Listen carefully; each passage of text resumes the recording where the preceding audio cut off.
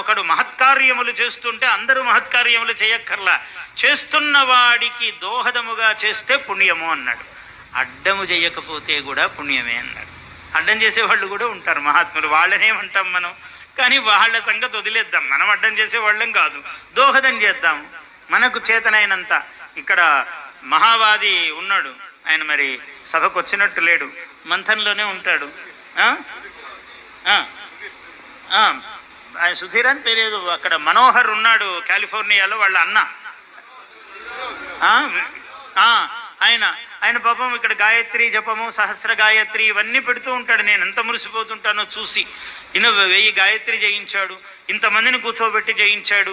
ఇప్పుడు 20 మంది కూర్చున్నారు, ఇప్పుడు 10 మంది కూర్చున్నారు, వీళ్ళందరూ సహస్ర గాయత్రి చేశారు, ఇప్పుడు వీళ్ళు 5000 గాయత్రి అయింది, ఇవన్నీ పెడుతూ ఉంటాడు. నేను ఎంత మురిసిపోతుంటానో, ఆహాహా అందుకు కదా మంథని అని. అంటే ఎవరు చేసినా గొప్ప పని.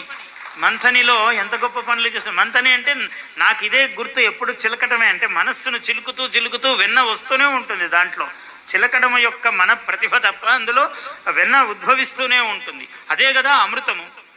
బ్రహ్మ విద్యను కాపాడటం అన్నది చాలా గొప్ప తపస్సు. ఏవి లోక విద్యలు వేరు. అందుకే ఏదన్నా అంటుంటారు, ఇదేమైనా పెద్ద బ్రహ్మ విద్య అండి అంటుంటాడు. అంటే బ్రహ్మ విద్య అంత కష్టం కాబట్టి బ్రహ్మ విద్యా సాధనము చేసే వాళ్లకు మనం సహకరించాలి. చేతనైనది నేను కూడా కాసేపు విద్యా సహపాఠిని అవుతానయ్యా, నీతో నేను కూడా ఒక 100 గాయత్రి చేస్తాను, ఒక 1000 చేస్తాను, కూర్చోవాలి తోడు. అగో అలా తపస్సు పెరగాలి. అలా మంథని జగత్తుకు మూల సూత్రము కావాలి మంథని.